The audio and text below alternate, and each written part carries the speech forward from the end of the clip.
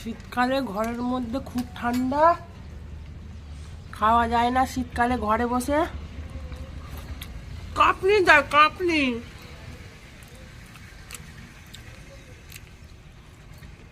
তাই আমি এই সারা শীতকাল রোদে বসে খাই, কিছু করার নেই। এই দেখো কি দিয়ে খাচ্ছি, দেখো এই যে এক পিস মাছ, পোনা, চারা পোনা, হ্যাঁ বাটা বাটা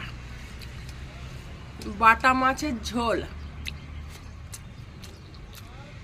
হচ্ছে কাঁচা লঙ্কা।